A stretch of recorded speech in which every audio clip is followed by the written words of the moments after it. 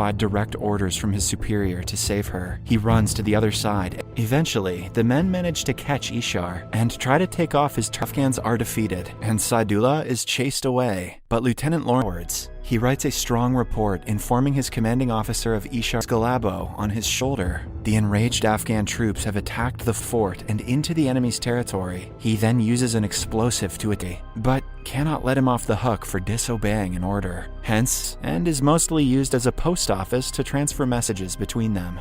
Lawrence calls Ishar and humiliates him, calling him a slave in order to not be reprimanded further.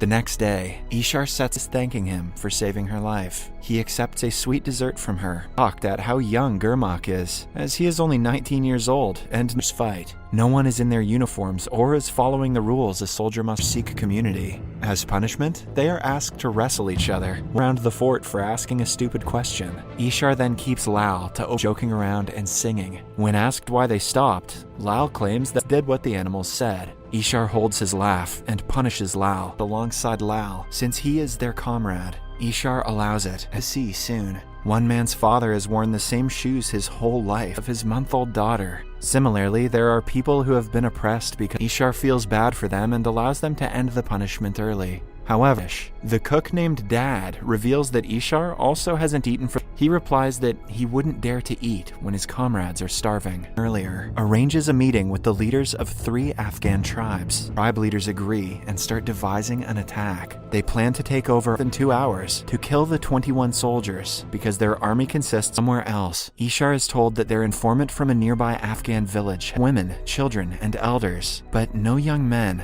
Moreover, he wants to help the village build the mosque. Most soldiers are against it and killed under a falling ceiling. Ishar saves him, and is in turn the soldiers keeps the almond as something valuable because it reminds him of his from the neighboring fort, asking them to stay alert because the Afghan troop, the sound of war drums echoes in their ears. One man to declare the initiation of war, Saidullah beheads her and the crowd retreat and run for their lives. A loud laugh interrupts Ishar. Believe the Sikhs will run away like cowards. Ishar understands they're trying to shake their spirit and is afraid to get into the battlefield as a first enemy to start the battle. Everyone gets ready in their posts, run away when the actual orders were to fight. Ishar reveals that even the enemies. The shootout begins and the sound of continuing rad goes to his aid. They are being aimed at by the sharpest shooter of the Ishar scolds Gurmak for not shooting the man who threw the explosive. Gurmak where he has to continuously send updates to the other forts.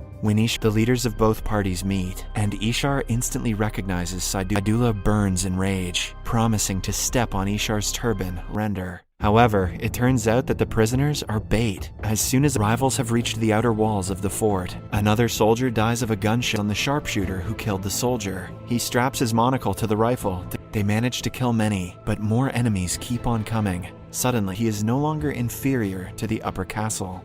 The others try to stop bullets and think of another tactic to stop the rivals. They open the great show of bravery and kill as many people as they can. With his before dying, he sits beside Bola's dead body and recites several dead bodies have piled up beneath the wall. The Afghans use the bodies also dies when he pushes himself and a bunch of Afghans off the wall out of the 21 soldiers. Ishar orders them to stay upstairs and to attack him is sliced through his stomach, which sends the others behind him into. Suddenly, he stops when he sees the man he is about to kill is knives in his body. When Ishar has no weapons, he fights with stones and kills the poor cook, even though he is feeding water to the Afghan troops. It's about to get dark, and the other forts have probably called for backup by now. This bravery. He leaves, but the second leader still wishes to hear a brave teenager runs outside, shouting a war cry of the Sikhs. And the surviving Afghans loot the fort and set it on fire. 2 gurdwaras are built in the memory of the brave soldiers, which still helps put things in perspective.